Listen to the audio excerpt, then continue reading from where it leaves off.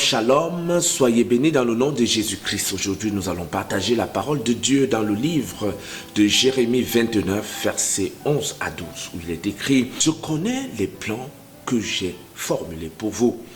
Il s'agit des plans de bonheur et non de malheur, pour vous donner un avenir à espérer. » Dieu voudrait que nous prospérons à tout égard dans toutes nos activités. Dieu voudrait que nous ayons le bonheur. Il veut que nous ayons la joie. Il veut que nous ayons le succès. Il veut que nous ayons la paix intérieure. Il veut que nous ayons la vie en abondance, la joie en abondance. Tel est son plan pour notre vie. Pour cela, nous devons croire en Dieu.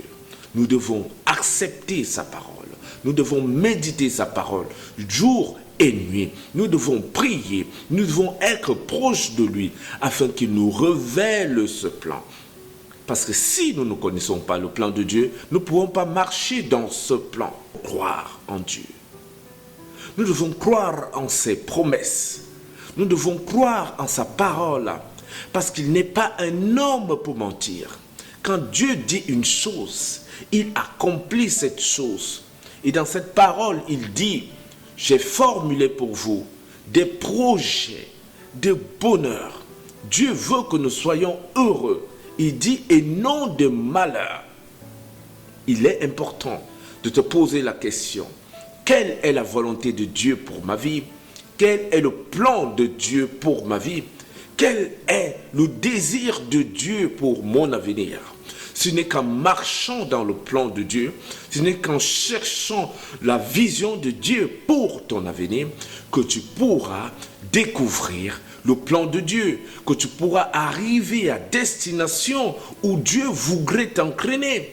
Ésaïe 43, versets 18 à 19, que oubliez le passé, oubliez les échecs du passé, oubliez la réussite du passé. Dieu veut que nous nous tournons vers l'avenir, parce que les plans de Dieu sont tournés vers l'avenir. Et ma soeur, toi qui m'écoutes en ce jour, prends cette parole et médite-la de jour et nuit.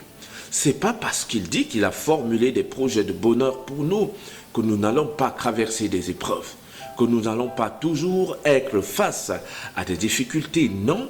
Mais il faudrait qu'en ces moments, lorsque nous allons être face à des obstacles, à des épreuves que la vie nous impose, que les rapports avec nos prochains nous imposent, que l'ennemi met sur notre chemin, que nous sachions que le Seigneur est avec nous, que Dieu est avec nous, qu'il nous tient par la main, qu'il nous guide et qu'il nous conduira à la fin à bon port, qu'il nous conduira à la fin vers son plan, qui nous produira sans doute le bonheur, la paix, la joie et la prospérité la plus parfaite. Car le plan de Dieu pour notre vie est un plan de bonheur et non de malheur. Sachez que beaucoup d'obstacles que l'ennemi met sur notre chemin et que Dieu laisse faire nous conduiront vers le succès.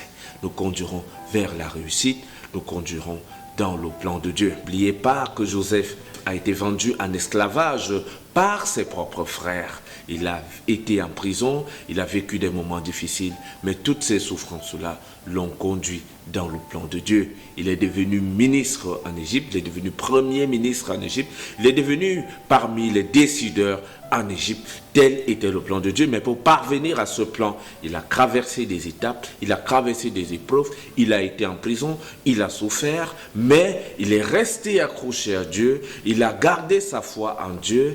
Il a continué à vivre dans la droiture et dans l'intégrité. Il a continué à marcher selon la volonté de Dieu. Et c'est comme ça que le plan de Dieu s'est accompli. Très chers frères et sœurs, marchons dans le plan de Dieu. Continuons à marcher selon le plan de Dieu, à croire aux promesses de Dieu. C'est ainsi que nous serons conduits vers les projets de bonheur et non de malheur. C'est ainsi que nous serons conduits vers notre élévation.